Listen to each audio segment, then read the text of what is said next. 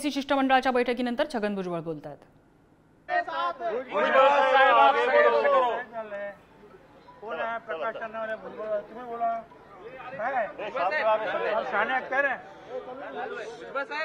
आजच्या बैठकीत मुद्दा निघालेला आहे का उपोषण उद्या लक्ष्मण हाकेंचं मागे घेतलं जाणार आहे का आपल्या सर्वांवरती ही जबाबदारी देण्यात आलेली असल्याची माहिती मिळते। असं वडीगोद्रीला लक्ष्मण हाके आणि नवनाथ वाघमारे हे दोघे जण मला 9 दिवस झालेले आहेत उपोषण करता आहेत आणि त्यांच्याच बरोबर मंगेश ससाने हे पुण्याला उपोषणाला बसलेले आहेत। त्यांनी ते उपोषण सोडावं म्हणून मुख्यमंत्री महोदयांनी 3-4 मंत्री महोदयांना त्यांच्याकडे पाठवलं होतं आणि चर्चेला येण्याचं आमंत्रण दिलं होतं। त्यानुसार आज मुख्यमंत्री, दोन्ही उपमुख्यमंत्री, मी स्वतः, अतुल सावे साहेब, गिरीश महाजन, उदय सामंतजी, धनंजय मुंडे, पंकजाताई मुंडे, प्रकाश शेंडगे, पडळकर, गोपीचंदराव पडळकर आमदार, आणखीन कोण राहिलं, असे जे सगळी जी मंडळी आहे आणि विशेषतः वडीगोद्री, जालन्यावरून आलेली कार्यकर्ते आणि पुण्याहून आलेले कार्यकर्ते आणि काही संस्था ओबीसीच्या काम करणारे हे आम्ही सगळे तिथे हजर। तर मराठा आंदोलकांसोबत चर्चेची तयारी असल्याचं लक्ष्मण हाके यांनी काही वेळापूर्वी सांगितलेलं होतं आणि आता छगन भुजबळ सध्या या बैठकीनंतर बोलतायत। आणि काही संस्था ओबीसीच्या काम करणारे हे आम्ही सगळे तिथे हजर होतो। खूप चर्चा झाली आणि या चर्चेमध्ये शेवटी असं ठरलं, त्यांनी काही थोडक्यात ते सांगितलं मुख्यमंत्र्यांनी की खोटी सर्टिफिकेट कुणालाही दिली जाणार नाही, ते कुणबी दाखले असे असतील खोटे आम्ही तपासू, देणे तो खोटी सर्टिफिकेट घेणे आणि देणे हे दोघे पण गुन्हेगार असणार, त्याप्रमाणे मग कारवाई होईल।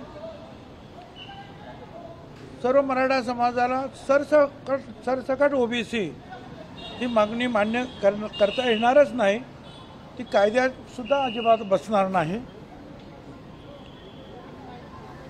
कुणावरही आम्ही अन्याय होऊ देणार नाही। अनेक वेळेला काही लोक जे आहेत वेगवेगळे दाखले काढून वेगवेगळ्या ठिकाणचे जे आहेत फायदे काम करण्याचा चांगली कल्पना आलेली आहे, तिचा आम्ही स्वीकार करू, जेणेकरून जो कोणी मनुष्य असेल, जी कोणी व्यक्ती असेल ती एकाच योजनेचा फायदा घेऊ शकेल आणि योग्य योजनेचा फायदा घेऊ शकेल, सरकारला फसवलं जाणार नाही। मंत्रिमंडळामध्ये जशी मराठा समाजाचे प्रश्न सोडवण्यासाठी मंत्र्यांची समिती आहे, तशी ओबीसी भटक्या विमुक्त समाजाच्या समस्या सोडवण्यासाठी समिती निर्माण करण्यात येईल। सगळे सोयीच्या बाबतीमध्ये बराच मोठा उहापोह झाला। आम्ही त्यांना सांगितलं की याच्यामध्ये खूप त्रुटी आहेत, शेड्यूल कास्ट असेल, शेड्यूल ट्राईब असेल, ओबीसी असेल, त्याला प्रमाणपत्र कसं द्यावं, जात पडताळणी कशी करावी, या संदर्भामध्ये पूर्ण माहिती असलेलं एक मोठं पुस्तकच आहे, मोठं डॉक्युमेंट आहे आणि त्याप्रमाणे सगळ्याची पूर्तता करून सर्टिफिकेट देण्यात येतात। आणि म्हणून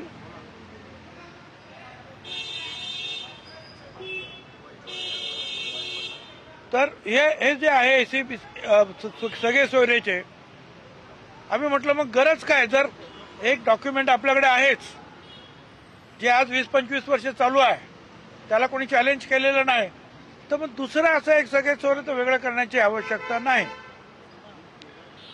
त्यांनी सांगितलं जरूर तुम्ही सगळ्या तुमची द्या माहिती, आणि आम्ही सांगितलं आहे त्याच्यामध्ये सुद्धा काही त्रुटी आहेत, आमच्या वकिलांचा सुद्धा आम्ही सल्ला घेतो आहोत. त्यांनी सांगितलं ते आणून द्या आमच्याकडे. आणि असंही ठरलं अधिवेशन काळामध्ये सर्व पक्षीय नेत्यांची एक बैठक घेऊन या सगळे सोयऱ्यांच्या बाबतीमध्ये सुद्धा काय करायचं आहे याचा निर्णय आम्ही घेऊ, कशा प्रकारे हा प्रश्न सोडवायचा आहे याचा निर्णय सर्व पक्षांना विश्वासात घेऊन चर्चा करू, अशा प्रकारचे जे आहे मुख्यमंत्र्यांनी आश्वासन दिलेलं आहे.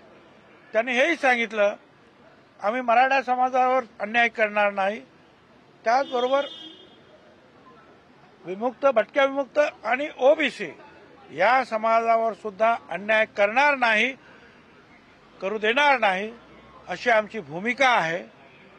वेगवेगळ्या ठिकाणी निवडणुकीच्या अगोदर, निवडणुकीच्या नंतर सुद्धा लहान लहान समाजाच्या घरांवर हल्ले झाले, हाणामाऱ्या झाल्या, बदला घेण्यात आला, अजूनही ते प्रकार त्या जिल्ह्यांमध्ये सुरू आहे. त्या बाबतीमध्ये सुद्धा कडक कारवाई करू, हे सुद्धा जे आहे मुख्यमंत्री आणि उपमुख्यमंत्र्यांनी सांगितलेलं आहे.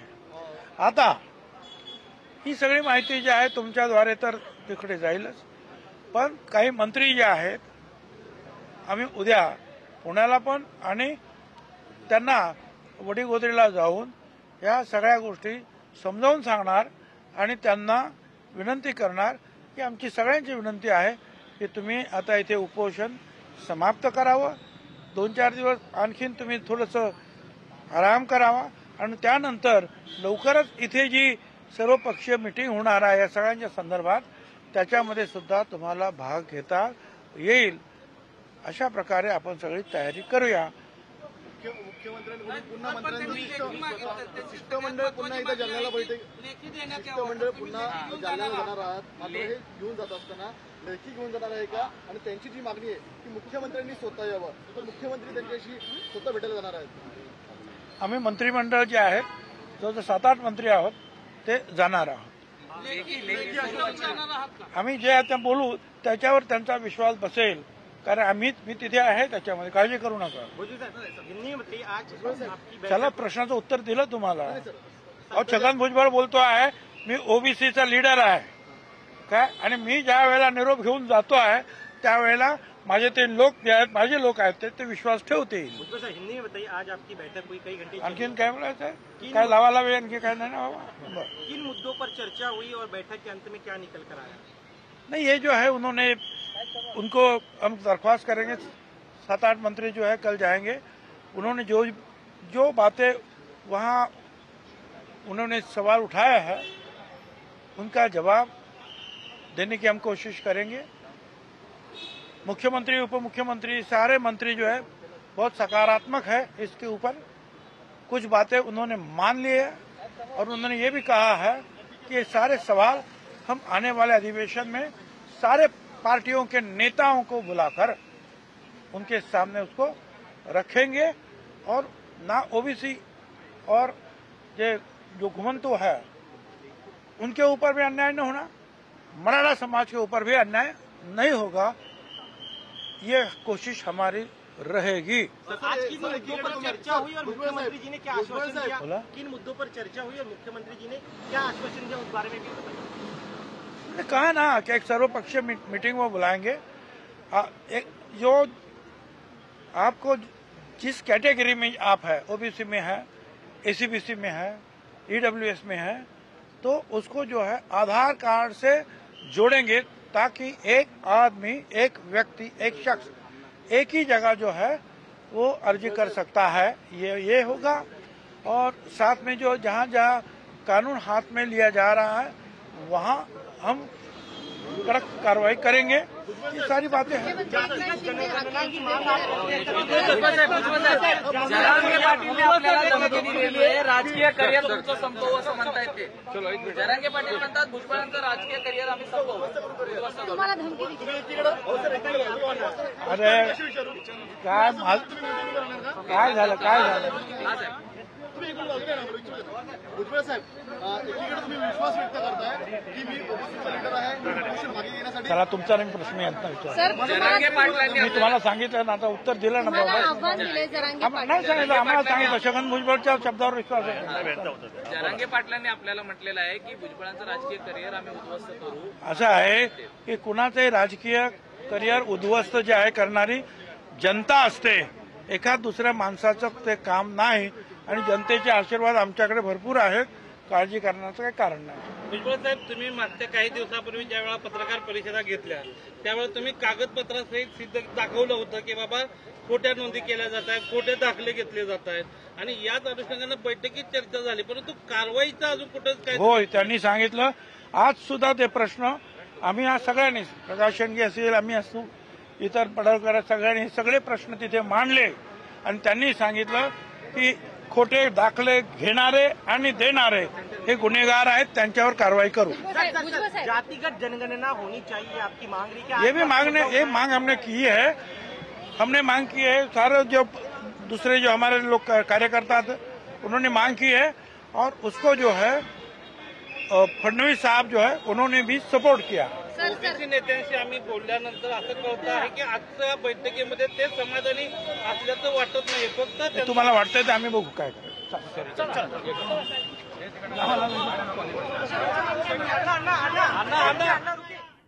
ओबीसी आरक्षणाला धक्का लागणार नाही असं सरकारने आता आश्वासन दिल्याचं सांगितलं गेलं आहे। भुजबळांनी याबद्दल